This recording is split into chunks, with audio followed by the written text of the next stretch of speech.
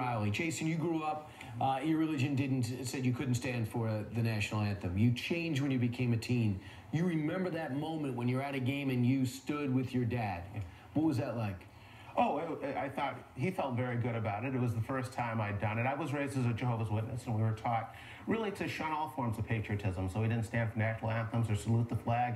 It was considered a form of idolatry. But when I left the religion in my teens and started standing for it, I think my dad liked that. He was not a Jehovah's Witness, and my parents were divorced. Growing up, though, in a country where everybody stands for the national anthem and things like that, it had to be hard for you. Oh, yes, it was hard. It was, well, one of many things that made you stand out when I was growing up in the religion. But I don't challenge the patriotism of these players. What I'm questioning is whether what is being protested has some basis in reality. The players have said it's this increase in shootings by police of young black men that they're protesting. And while I would agree that there has been an increase in the coverage of these shootings, thanks mostly to social media, that's not the same thing as saying there's been an increase in the shootings. The data does not show that. Take New York City, where we are, for example. In 1971, cops shot 314 people in New York, 91 of them, or 93 of them fatally, I believe. Fast forward to 2015, they shot 23 people, 6 of them fatally.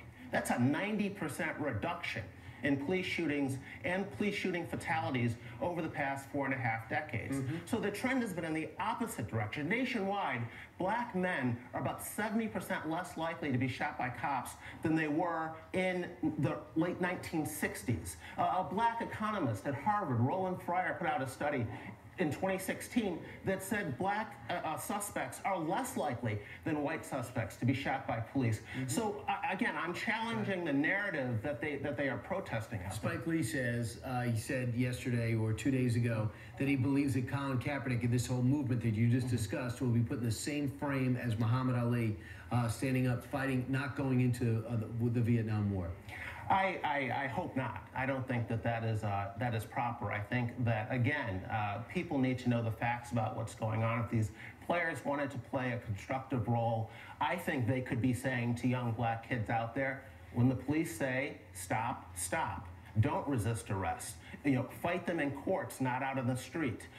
Most of these incidents that we've seen that have been, played up in the media involve resisting arrest. And so I think the lesson to be learned here is to obey the police when they ask you to do something. But your larger issue, and you wrote, the larger question, this is in his column in the Wall Street Journal, it's great. The larger question is whether what is being protested has some basis in reality beyond anecdotes and viral videos on social media, which you talked about a moment ago. So what are you saying about the folks who are doing the protesting? Are they they're just not getting their history right? I think they don't have the facts right. And I think, again, the increase in the coverage has given the impression that there's been an increase in these incidents overall. And the data doesn't show that. Now, there are people out there who don't mind this false narrative. It works to their advantage. They have a political reason to do it, or they're social justice warriors or other reasons to do it. But that doesn't mean that that is the reality of what's going on. In other words, I think, to some extent, these players are being taken advantage of. By larger forces, political forces, civil rights advocates, and so forth, who find this convenient. The political left, yeah. We'll see if the worst is behind us for this league.